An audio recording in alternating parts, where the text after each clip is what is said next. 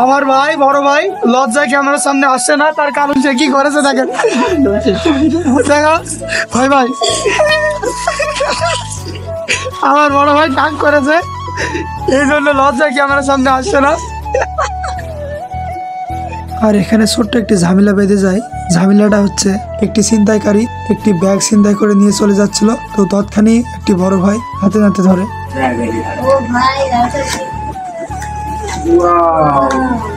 Very dangerous.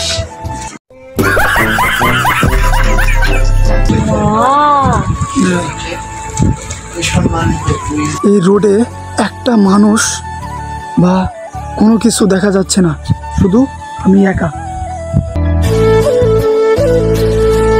আসসালামু আলাইকুম guys, it's me Roman striker and welcome back to my new blog. আপনারা সবাই কেমন আছেন? আশা করি সকলে ভালো আছেন। আমি আল্লাহর রহমতে অনেক অনেক ভালো আছি। তো রিসেন্টলি শুধু পানি আর পানি, এখন ওয়াইফাই কিনতে যাব, দেখুন কি অবস্থা। তবে খুব একটা জোরে পানি হচ্ছে না, আস্তে আস্তে বৃষ্টি হচ্ছে। তো আমরা এখনই চলে যাব, পানিটা যদি একটু কমে দেন আমরা ওয়াইফাই কিনতে যাব। আর একটা কাজ আছে মুস্তাকিনের, ওই কাজটা সেরে দেন ওয়াইফাই কিনে। আর মূলত ওয়াইফাইটা কিনছি একটাই কারণ, যাতে পিসি কিনবো, পিসির জন্য মূলত আর লাগবে, যাতে ভালোভাবে চলে, ল্যাগ ট্যাগ না দেয়। আর মানে ভাই যখন মেঘলা মাথা থাকে ভালো লাগে না।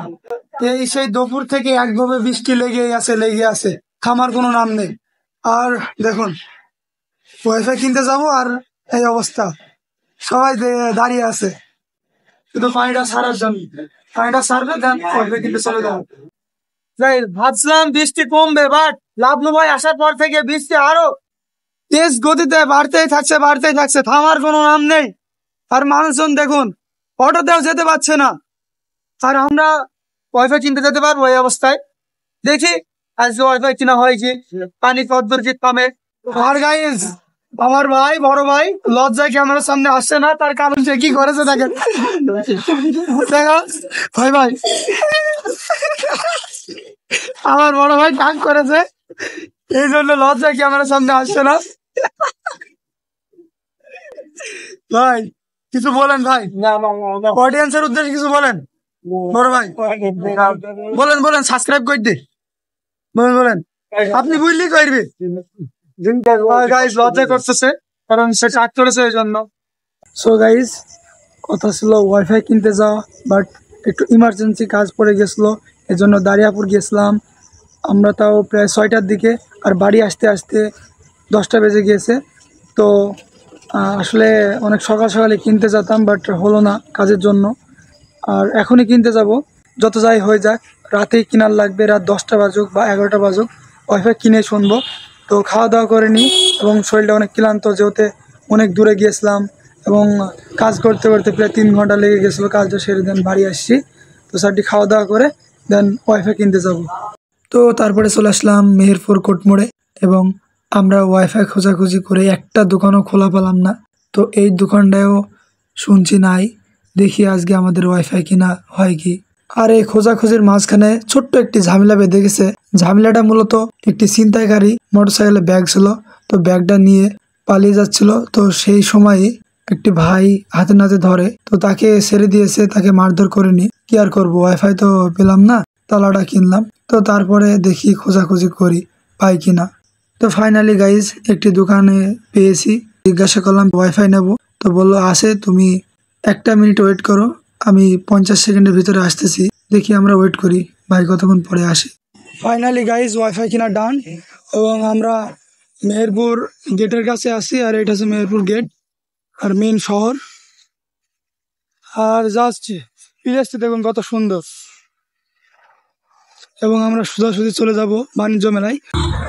ফাইনালি গাইজ চলে আসলাম মেহেরপুর শিল্প ও পণ্য বাণিজ্য মেলা, আর আমরা এখন ভিতরে প্রবেশ করব। মেহেরপুর ঐতিহাসিক বাণিজ্য মেলা এই প্রথমই, প্রায় 50 থেকে 40 দিন ব্যাপী খোলা আছে। আর আমরা লাস্টের দিন এসেছি, কারণ আজকেই রাত্রেই বাণিজ্য মেলা বন্ধ হয়ে যাবে। আর আমাদের খুব একটা দেরি করা যাবে না, কারণ দেরি করলে লস, একটু পরেই বন্ধ করে দেবে। সো গাইজ এটা হচ্ছে দি সোনার বাংলা সার্কাস,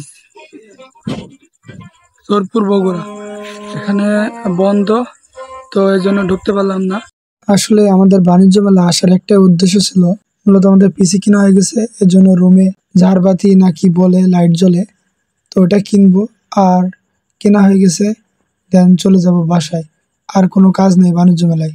তো তারপরে বাণিজ্য মেলাকে বিদায় জানিয়ে চলে আসলাম বাসায়। এবং আমাদের খুব একটা ভালো মতো দেখে নেওয়া হয়নি দোকানে, কারণ বেশি রাত হয়ে গেছিলো, আবার বাণিজ্য মেলায় যেতে হয়েছিল। তো এই জন্য তাড়াহুড়া করে চলে আসলাম বাসায়।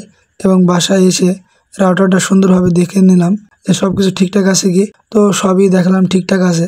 সো গাইস, ব্লগটা এখানে এনাক করতে হবে। আর ভাই প্রচণ্ড ভয় লাগতেছে।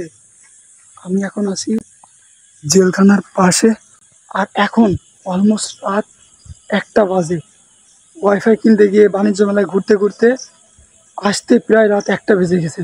বিশ্বাস না হলে নিজের চোখে দেখুন, এই রোডে একটা মানুষ বা কোনো কিছু দেখা যাচ্ছে না, শুধু আমি একা।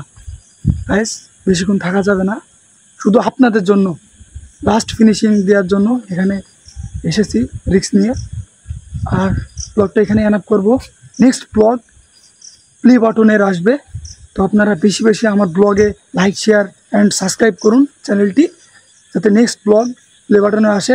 ইনশাল্লাহ আবেদন করেছি, কিছুদিন দেরি হবে, তো সমস্যা নাই। এবার নেক্সট ব্লগ আসছে প্লে বাটনের। তো ততক্ষণ আপনারা ভালো থাকুন, সুস্থ থাকবেন। আল্লাহ হাফিজ।